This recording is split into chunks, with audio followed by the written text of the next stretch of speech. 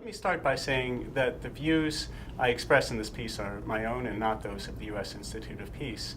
But the main point I make in the essay is that the stories we tell about our foreign policy, about America's relationship to the world, are very, very important in terms of shaping our understanding of the issues and the tools that we have at our disposal for dealing with those issues.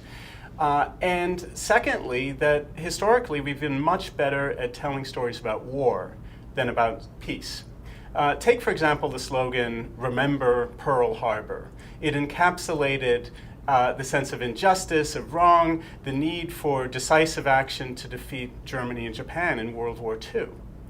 And when we fought World War II, we had a very clear storyline about where we wanted things to end. We wanted the unconditional surrender of Germany, and we wanted the unconditional surrender of Japan.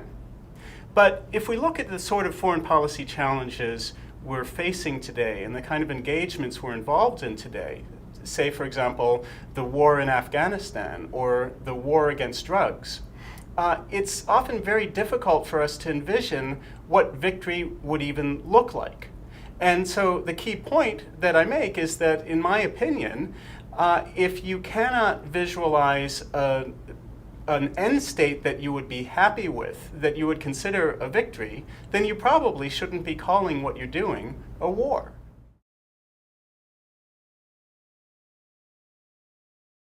Well, I think the place that I would start in thinking about stories for our own age is the fact that the world has become much more networked than it was even a few years ago. And you see this, if you walk out of your office building and you'll see everybody's on the cell phone. Some of them are probably talking with call center representatives in Bangalore, and so we know that we're connected. We know that today it's possible to get from virtually any corner of the world to the continental US within a single day's travel. And so the starting point for the stories about peace that I think we need to tell is that we're all neighbors now. And none of us can be safe in the United States if we are not working diligently to make people safe in other parts of the world as well.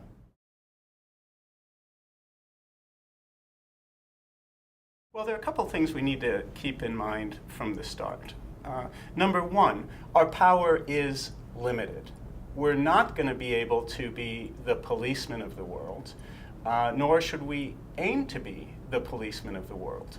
But I think if we're facing networked threats like global warming, like computer hacking, like pandemic diseases, it's possible for us to create networks that can respond effectively to these threats as well.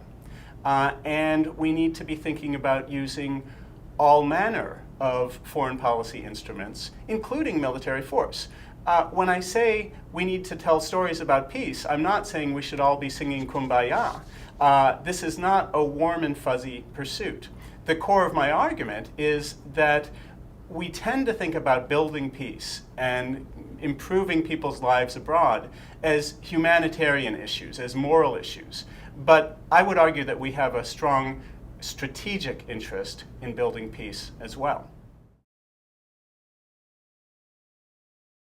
I think all of these issues are critical national security issues, but the important thing to recognize is that security doesn't stop at the boundaries of our nation or even of our allies' national boundaries anymore.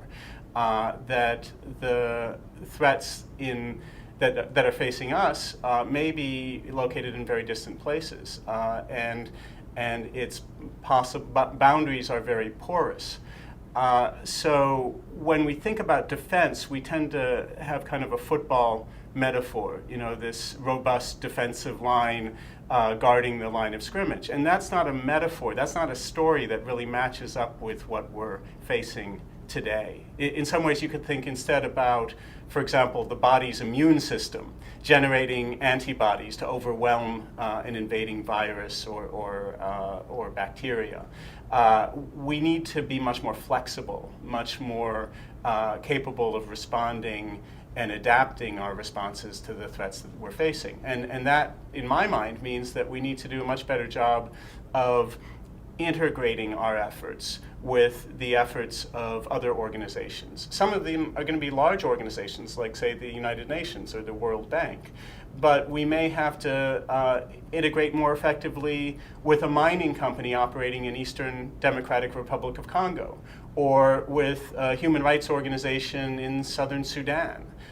These are the sorts of organizations that are out there that can be real resources, that if we approach in the right spirit, namely in a cooperative spirit, seeking their full engagement rather than telling them what to do, we can really multiply the resources that are at our disposal.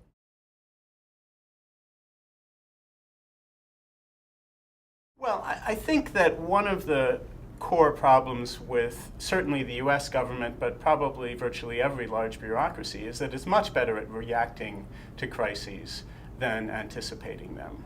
Everybody accepts in principle that an ounce of prevention is worth a pound of cure, but it's awfully difficult to find that ounce when push comes to shove. And so I am talking about taking a more constructive approach, approach that will anticipate crises before they become critical. The word preemption, I think, has a lot of connotations that that go beyond this concept of working constructively and trying to anticipate problems. But certainly the notion of trying to figure out where the challenges may be arising and marshaling resources from wherever you can find them is the spirit that I would advocate.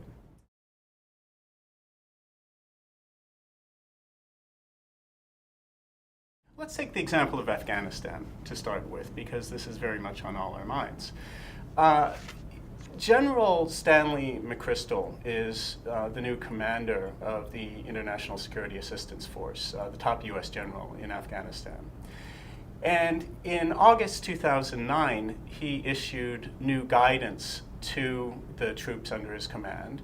And he said, essentially, we cannot win this battle by killing insurgents. Now, this is the man who previously commanded the special forces in Iraq. He was responsible, or troops under his command were responsible for capturing Saddam Hussein, for calling in the airstrike that killed Zarqawi. So he is a very hard-headed general. And yet he says that the way we succeed in Afghanistan is by helping the Afghanis protect themselves, build more robust institutions, become prosperous, and so forth and so on. Now, to me, that sounds a lot like building peace. But when we talk about Afghanistan in our country, we're still using the words counterinsurgency or counterterrorism as the organizing principles. And I think that handicaps us in terms of the way we think about that engagement. Well, the question, how do we go into a place like Somalia, I think suggests that we're not already there. And it may well be true that we don't have troops on the ground in Somalia, that we may have minimal business interests in Somalia, but other governments, other organizations are heavily involved in Somalia. Humanitarian organizations have a presence in Somalia.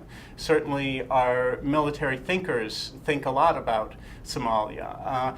And I don't think the answer is that the US should be sending troops into every hotspot around the world, because often that can be counterproductive. But instead, I think we want to reach out to the institutions that exist. And there may be something that doesn't look to us like a state or like a government, but in fact may be a traditional governing structure that's served people in the region for centuries. And so by approaching these institutions with a measure of humility and trying to cooperate rather than to direct, we may find that we have more leverage than we really think.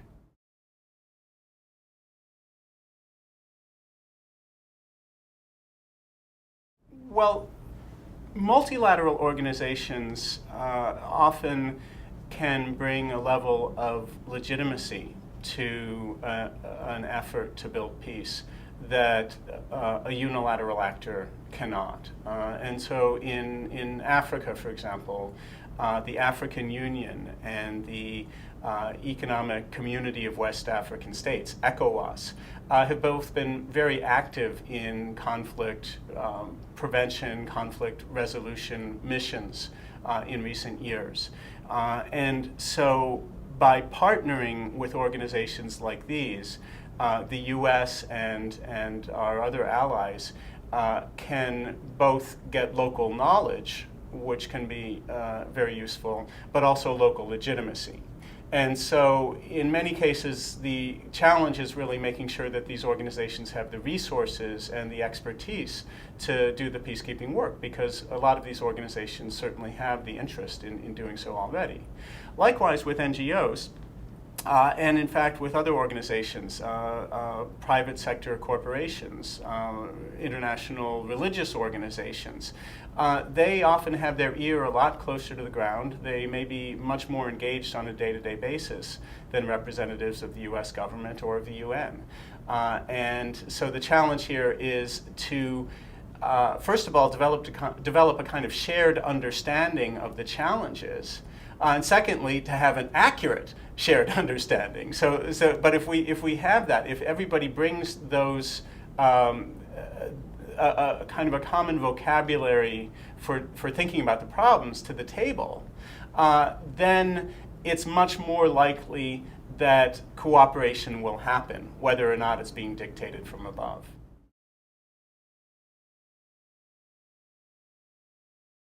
Right. As I said earlier, peace building is not just a moral issue, it's a strategic issue. And when we approach peace building, we need to approach it with the full range of our strategic capabilities. That may include military force or the threat of force in certain circumstances. I believe in exceptional circumstances. But we also have diplomatic instruments. Their naming and shaming is something that in and of itself can be very useful if used in a consistent and principled way. Economic sanctions or the potential use of economic development assistance if certain conditions are met. Essentially, and then in some cases we may be talking about judicial action, either by the International Criminal Court or by other institutions. So we need to think comprehensively about how all of the actors can be bringing to the table the resources that they have to offer, and not necessarily being able to determine the outcome in advance, but at least being able to nudge things in a direction that would be more productive.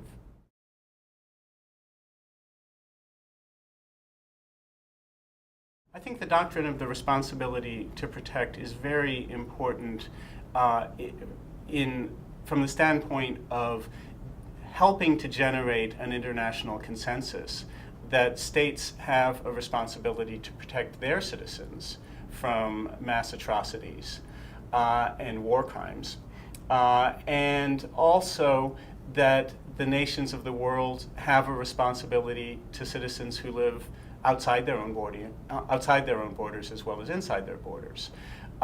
It is a doctrine that is not entirely novel in terms of the principles of international law that it represents, but it provides a kind of moral justification and potentially also ultimately a strategic justification for taking action to protect civilians that I think can be very fruitful moving forward.